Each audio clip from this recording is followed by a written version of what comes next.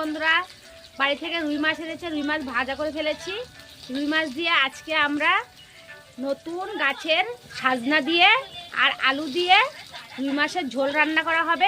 এদিক দিয়ে আলু ভাজছে, কারণ সাজনাগুলো ভাজবে, কারণ এখন সাজনা খুবই কচি, এর জন্য সাজনাটা পরে ভাজবে। একটু আলুটা আধা ভাজা হয়ে গেলে তারপরে সাজনাটা ভাজবে। এখন সাজনাগুলি দিয়ে দিয়েছে, সাজনাগুলি আধা ভাজা হয়ে গেলে তারপরে ঝোলটা দিয়ে দেবে। সাজনাও ভাজা হয়ে গেছে, আলুও ভাজা হয়ে গেছে, এখন নামিয়ে ফেলবো।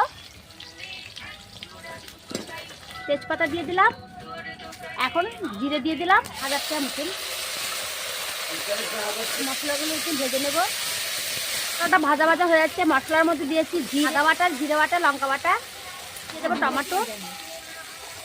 মশলা ভাজা হয়ে গেছে, এখন মশলার মধ্যে টমেটোর মধ্যে আলু সাজনাগুলি দিয়ে দিয়েছে। দেখুন বন্ধুরা, বাড়ি থেকে রুই মাছ এনেছে, রুই মাছ ভাজা করে ফেলেছি।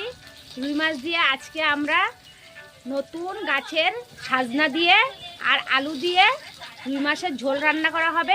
এদিক দিয়ে আলু ভাজছে, কারণ সাজনাগুলো ভাজবে, কারণ এখন সাজনা খুবই কচি, এর জন্য সাজনাটা পরে ভাজবে। একটু আলুটা আধা ভাজা হয়ে গেলে তারপরে সাজনাটা ভাজবে।